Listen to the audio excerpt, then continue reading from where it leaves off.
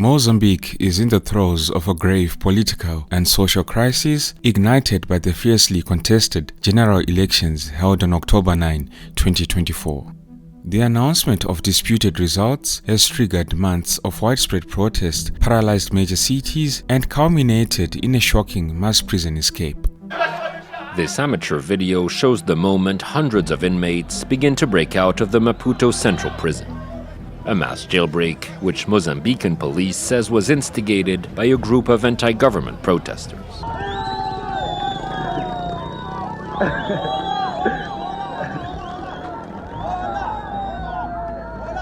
So how did we get here?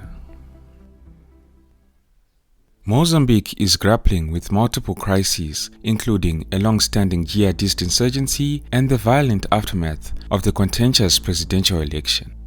This election that was held on October 9, 2024, saw Daniel Chapo, the Frelimo party's candidate, face off against Venancio Mondlane, a 50-year-old political newcomer who had previously run unsuccessfully for mayor of Maputo in 2023. Daniel Chapo had been selected in May of this year to succeed outgoing President Filipe Nyusi, continuing Frelimo's dominance in Mozambican politics. Since gaining independence from Portugal in 1975, Frelimo has been the ruling party, earning reverence among older Mozambicans who lived through the liberation struggle. But this legacy has waned among younger generations. In a broader trend across Southern Africa, younger voters who lack a personal connection to liberation-era politics are increasingly critical of establishment parties. Countries like Botswana, South Africa, and most recently Namibia have witnessed growing support for opposition parties in recent elections. Now, in these October 2024 elections, Venancio Mondlane entered the race, positioning himself as an anti-establishment candidate. In the elections, he was backed by Podemos, a smaller party formed by former members of Frelimo who had grown disillusioned with the ruling party. On October 10, the day after the election, Venancio Mondlane declared himself the winner, citing a partial parallel vote count conducted by his campaign team, which he claimed showed a clear majority in his favor. By October 16, Mondlane was actively calling on his supporters, including his substantial social media following, to stage protests and general strikes. He leaned on credible allegations from civil society groups and international observers about widespread irregularities and electoral fraud during the vote. Tragedy struck on October 18 when Mondlane's lawyer Elvino Diaz and Podemos parliamentary candidate Paulo Guambe were murdered by unidentified gunmen while traveling together in Maputo. Protests then erupted nationwide on October 21, but security forces responded with overwhelming force, using live ammunition and tear gas to disperse demonstrators and journalists. Venancio Mondlane subsequently went into hiding, believed to be in South Africa, from where he now communicates with his followers via live streams on Facebook. On October 24, Mozambique's National Election Commission, the CNE, announced the official results, declaring Frelimo's Daniel Chapo the winner with 71% of the vote, while Mondlane was credited with just 20%. Frelimo also secured a stronger majority in parliament, winning 195 out of 250 seats and retained control of all 11 provincial governorships. Unsurprisingly, Mondlane and Podemos disputed the official result, claiming that he had actually won 53% of the presidential vote based on their calculations. Podemos also alleged it had secured 138 parliamentary seats, far more than the 31 seats officially awarded by the CNE.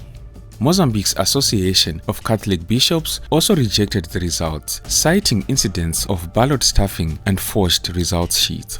Tensions reached a boiling point on November 7 when Venancio Mondlane called on his supporters to march on Maputo. Violent clashes erupted between protesters and security forces throughout the day, resulting in at least 5 fatalities. Meanwhile, on November 12, Mozambique's police chief labeled the protests as urban terrorism, accusing the movement of attempting to disrupt the country's constitutional order. Despite the deadly consequences of the protests, neither Mondlane nor the government showed any signs of yielding. Mondlane expressed willingness to engage in dialogue with the government, but insisted that demonstrations would continue until he was declared the winner of the election.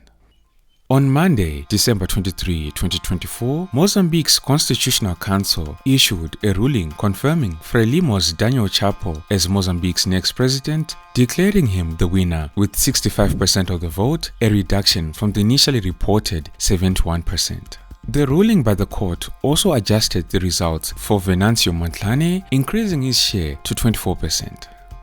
Additionally, the court allocated fewer parliamentary seats to Frelimo, though it did not provide an explanation for these changes. However, this decision failed to quell tensions among Mondlane supporters who were angered by what they perceived as an unfair election process. Mondlane responded to the ruling by urging his supporters to shut down the nation through a 5-day campaign of strikes and protests set to last until Friday, December 27. As the violence continued, Mondlane delivered a fiery message via Facebook late on Tuesday 24, vowing to proclaim himself president on January 15, the same day that Chapo's inauguration is scheduled.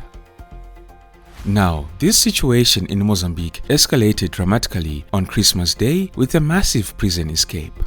Reports about how the revolt began at the high-security Maputo Central Prison, located 14 kilometers southwest of the capital, are conflicting, and it remains unclear whether outside protesters played a role in the chaos. Subversive demonstrators approached the vicinity of the prison, making noise and demanding the release of the prisoners. According to the police chief, the commotion riled up the prisoners, who managed to overpower the guards, seizing their weapons before freeing other inmates. Dozens were killed in the clashes, while at least 1,500 prisoners escaped. A version of events that directly contradicts statements by Mozambique's justice minister, who said the jailbreak had nothing to do with the post-electoral unrest sweeping through the country. Amid the unrest, prisoners reportedly exploited the distraction to knock down a wall, creating an opportunity to flee. Some prisoners overpowered guards, seized AK-47 rifles, and freed others. Some analysts have suggested that the prison's reduced security during the Christmas holidays likely contributed to the incident. Among the escapees were 29 prisoners described as convicted terrorists, members of the Al-Shabaab armed group active in Cabo Delgado province, where they have waged an Islamist insurgency since 2017. Videos that were shared on the social media platform X showed dozens of inmates running through residential neighborhoods, some raising their hands in apparent celebration. In some clips, armed police officers can be seen pursuing and apprehending escapees. Meanwhile, Venancio Mondlane has accused Mozambique's government of orchestrating unrest during this week to justify declaring a state of emergency. In a video message released on Thursday, 26 December, Mondlane alleged that security forces deliberately refrained from intervening during the recent violent incidents, effectively encouraging looting and attacks. He claimed that this was part of a broader effort to suppress his supporters and tighten government control. Mozambique's widespread post-election violence has disrupted daily life and brought cities to a standstill. In one tragic incident in the George Dimitrov neighborhood, a fire broke out in a looted food warehouse, claiming the lives of at least 11 people. This violence, which has now swept across the country, has led to around 248 deaths, including 33 people during the dramatic Christmas Day prison escape. The unrest has significantly impacted businesses and trade, forcing many companies to halt operations.